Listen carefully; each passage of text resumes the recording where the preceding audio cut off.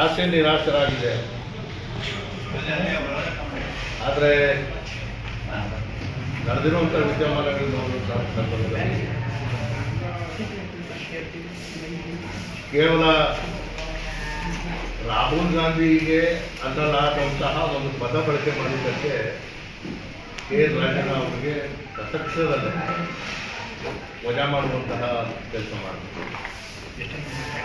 ಬಹಿರಂಗವಾಗಿ ಪಕ್ಷದ ವಿರುದ್ಧ ಚಟುವಟಿಕೆಗಳನ್ನ ನಡೆಸಿ ಎಲ್ಲ ಕಡೆಯಿಂದ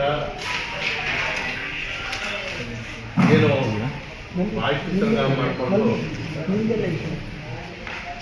ಇವತ್ತು ಪಕ್ಷದ ವರ್ಚಸ್ಸ ಇನ್ನಷ್ಟು ಏನು ಒಂದು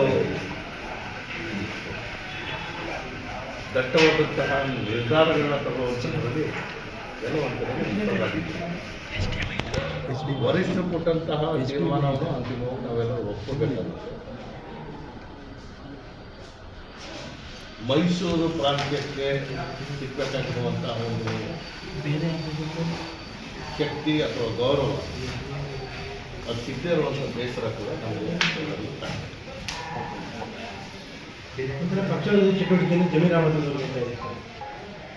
ಒಂದೇ ಇರ್ತಲ್ಲ. ಈಗ ಅನೇಕ ಸನ್ನಿವೇಶಗಳಲ್ಲಿ ಯಾರ್ಯಾರು ಪಟ್ಟಿರೋದಿದ್ದಾರೆ ಅದನ್ನು ನೋಡುವಂತಹ ಸಂದರ್ಭದಲ್ಲಿ ಇದು ಆಶಾದಾಯಕವಾದಂತಹ ಪಟ್ಟಿಯಲ್ಲ, ನಿರಾಶೆ ಮಾಡುವಂತಹ ಪಟ್ಟಿಯಲ್ಲ. ನಾನು ಅದನ್ನು ವಿಶ್ಲೇಷಣೆ ಮಾಡಕ್ಕೆ ಹೋಗಲ್ಲ. ಸಂದರ್ಭ ಬಂದಾಗ ನಾನು ಮಾತಾಡ್ತೇನೆ. ಇವತ್ತು ರಾಜ್ಯದ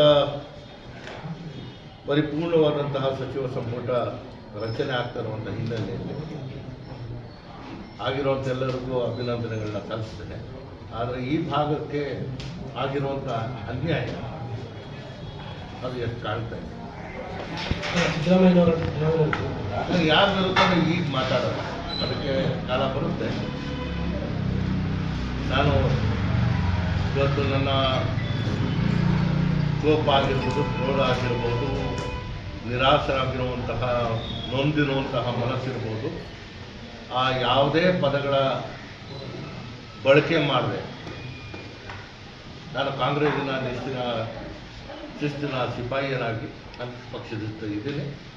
ಆದರೆ ನನ್ನ ಮೇಲೆ ಇರುವಂಥ ಒತ್ತಡವನ್ನು ನನ್ನ ಅಭಿಮಾನಿಗಳು ಮತ್ತು ಕಾರ್ಯಕರ್ತರು ತರುವಂಥ ನಿರ್ಧಾರಗಳನ್ನು ನಾನು ಅಲ್ಲ, ಯಾಕೆಂದರೆ ಪಕ್ಷ ನಿಷ್ಠರಾಗಿದ್ದೇ ತಮಗೆ ಮುಳ್ಳಾಗಿದೆ ನೋಡಿ. ಯಾವುದೇ ಸಂದರ್ಭದಲ್ಲೂ ಪಕ್ಷದ ಮೇಲೆ ಯಾವುದೇ ರೀತಿಯ ಒತ್ತಡ ಹಾಕಬಾರ್ದು. 136 ಸ್ಥಾನಗಳನ್ನ ಗೆದ್ದಿರುವಂತಹ ನಮ್ಮ ಬಲ ಸುಗಮವಾದಂತಹ ಒಂದು ಸುಭದ್ರವಾದಂತಹ ಸರ್ಕಾರ ಕೊಡಬೇಕು ಅನ್ನೋದನ್ನು ಪದೇ ಪದೇ ನಾನು ಹೇಳಿದ್ದೇನೆ. ಯಾವುದೇ ವರಿಷ್ಠರಿಗೆ ನಾನು ಒತ್ತಡ ಏರುವಂತಹ ಕೆಲಸನೂ ಮಾಡಿಲ್ಲ. ಬಹುಶಃ ನನ್ನ ಪ್ರಾಮಾಣಿಕತೆ ಮತ್ತು ನಿಷ್ಠೆ ನನಗೆ ಸಿಗಬೇಕಾಗಿದ್ದಂತಹ ಗೌರವ ಸಿಕ್ಕಿಲ್ಲ ಅನ್ನೋದು ಬಹಳ ಸ್ಪಷ್ಟವಾಗಿ ನನಗೆ